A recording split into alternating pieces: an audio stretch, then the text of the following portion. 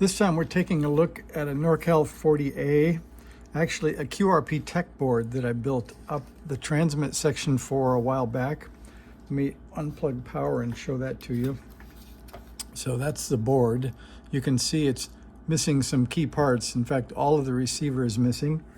I've got a switch here that I can use to transmit with or to key the transmitter. I've got a 50 ohm dummy load connected here, and I've got a plug-in connector for power here. So it's kind of a self-contained transmitter tester. And I've been messing around with it before I started the video. And I've done some measurements that I thought I'd share first, and then I think I'll remeasure a couple of them. Everybody always says, show us what you're up to. So what I'm doing is I'm looking first at the output of the VFO between this NorCal 40 and this qrp-tech board. And you can see that there's almost 6 volts of VFO voltage here on the qrp-tech board and about 4 on the NorCal 40A, and about twice the voltage here that's going to transmit VFO. Just before turning on the video, I found that instead of a 5 picofarad here, you can see, I guess if I zoom in, right there, you can read that one, the one that's right on the middle, it says 821. So somehow, I think that is C53, is that right? C50, no, that's not C53, that is C31. And so C31 is supposed to be if I can get this right over here, a 5 picofarad. So we have a bunch too much signal going in there. Let me get zoomed back out so I don't tear your eyes out. And then, so I think we'll make that change first. But before we do that, at least we can compare that we have similar but different, I guess, correct magnitude anyway. So 6 volts and 4 volts, 1.8 volts and 0.9 volts in terms of what the VFO is putting out. So I think if we get the 5 picofarad cap feeding the mixer, we'll be in better shape. I'll be honest and tell you, I think I let the smoke out a couple of days ago because there's so much drive. I keyed it and I was measuring the output power, and it was rather excessive. And shortly after that, the output power was 0. So I think this output transistor, which you can see right here, is just kind of tacked in, this one. And you can see I even left the leads long, so I think I'll have to pull that out and check it. But I think the way it went, my guess is probably the base collector junction opened or something. So we'll see. We'll check that in a minute. So let me share with you a couple of measurements first. I'll show you what I was getting. So the first thing we'll do is I'll grab the probe. And there's a screw sticking through here I can get ground on. And I'm going to probe, let's see, right here on R23. And R23 is sticking up here. Oops. And you can see that on the scope.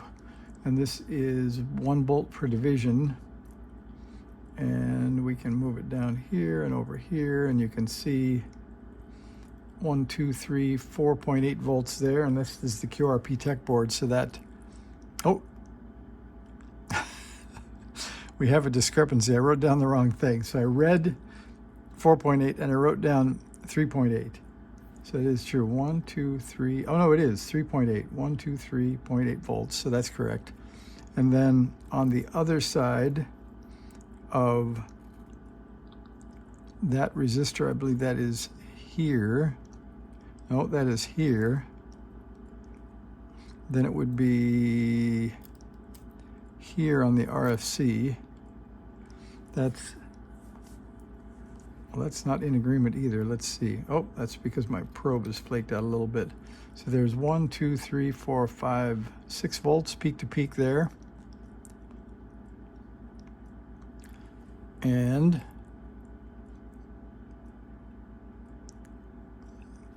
I don't think I like my measurements here. So this is agreeing. 1, 2, 3, 4, 5, 5.8, that's agreeing. And then on the other side of R23, that should be here. 1, 2, 3, 3.8. So that's not agreeing. That's not what I got when I first measured it. So the other place to see that would be TXVFO, which would be this lead. And I think that's the same. So that's the high one. That's the low one. Yeah, and that is the same as the input there. So that is, let me clip on and lower that just a bit. So that's 1, 2, 3.2 or 3. So that's different than I measured. I'm going to write that in. 3.2 volts peak to peak, which is quite a lot more than we had here. And that's still on the inside of the 5 picofarad. So if we look at the difference, if I pull the probe off, I can hit pin 1 of U4. And that is right here, which is the input to the transmit mixer. So if I look at pin 1, that's the voltage that we had just looked at. That's the input there, 1, 2, 3, 4 or so volts peak to peak, which is way too much for the input of the transmit mixer. Because if you look, see, I had measured 1.7 volts, which was already too high. But now, yep, I'm seeing much, much higher. So let me write that in before I forget. So that is 1, 2, 3, we'll call that 4 volts peak to peak.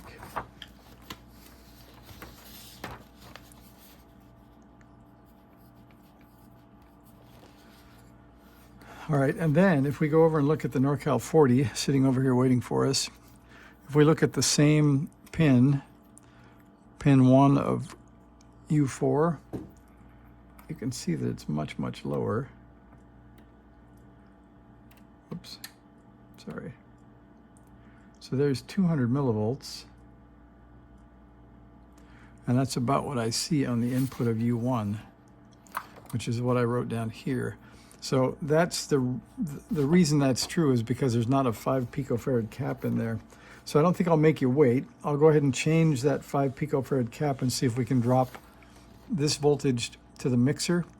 And then we'll come back and I'll see if we can get a reasonable transmit drive signal out with a smaller cap in there.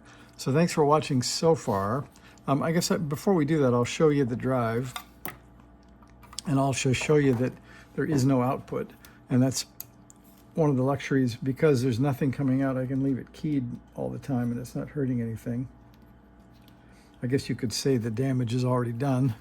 So if I probe, and so I labeled this TP4 because that's what the NorCal 40B calls it, and this is TP3, the pin 6. So I'll show you that. First is pin 6.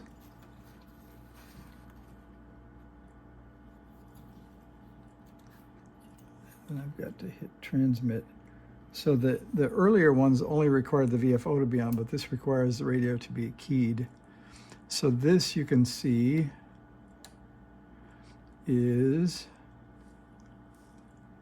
here's the top of that one and the top of that one. That's 4.9 megahertz. So that's our transmit oscillator. And that signal is 246, 6.8 680 millivolts, I guess I should say. And I think I measured 720 last time, so I think I'm going to leave that. That's pretty close. And then I'm going to look at it on the pardon me, that is the qrp-tech. Let me measure that once more. I'll write it down because I hadn't written that down yet. So we can get it to 100 millivolt scale and then maybe trigger it a little better. And that is 1, 2, 3, 4, 5, 6, 700 millivolts. So that piece, we agree between the two radios that voltage is the same, 720 and 700, and that's just this oscillator running, so we would think that should be the same.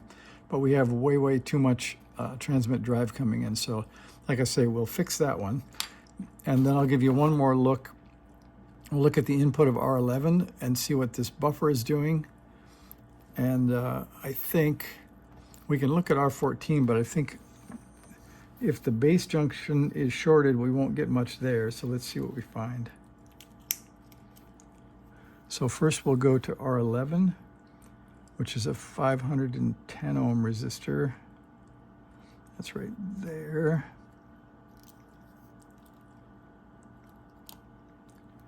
Okay, so that signal is R11 right there. So the base of the 2N2222. And that is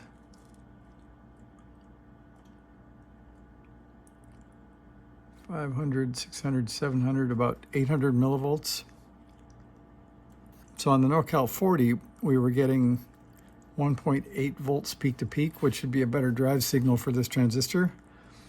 So let me write this one down. This is really small, so that's about, oh, but you know, if we don't tune up the transmit bandpass filter, we may not know what's there. So let me grab the adjustment tool and let's see if that comes up.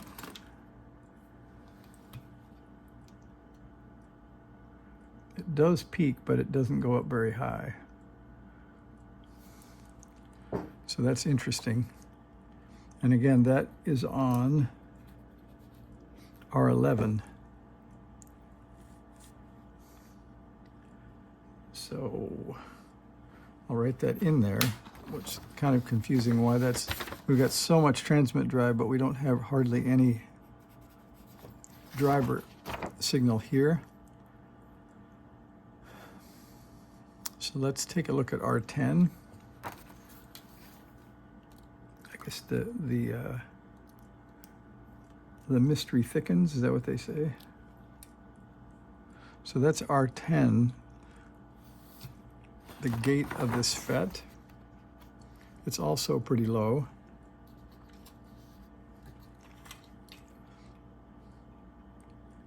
And still, the probe affects where it peaks, but it's still quite low at only about 700 millivolts. So we may want to look at C37. That's a 5 picofarad also, and see what's on the other side of that. So we'll look at pin 4 of the transmit mixer. That's pretty big, pretty ugly. And you expect that to be sort of ugly. So that's the output of the mixer. And you can see it has the sum and difference signals in it. So I can't really sync it very well. I might be able to get something, but anyway, you can see there are multiple frequencies there. And that's about, what do we have? I guess 1, 2, 3 volts peak to peak, something like that. So that's kind of an interesting data point. Let's see what it is on the NorCal 40. So here,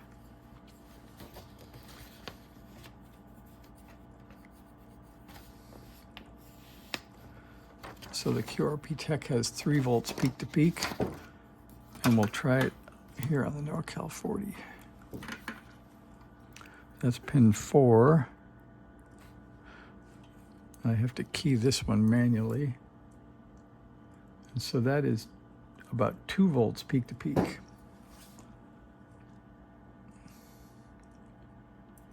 So it's enough to get you confused at some point. So we'll write that one down.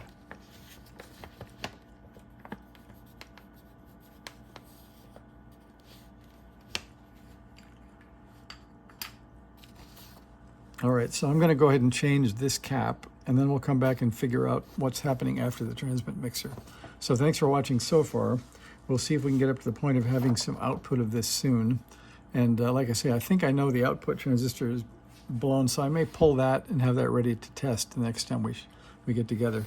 So thanks for watching. I guess we'll call this qrp-tech NorCal 40A number 1. Thanks. See you later.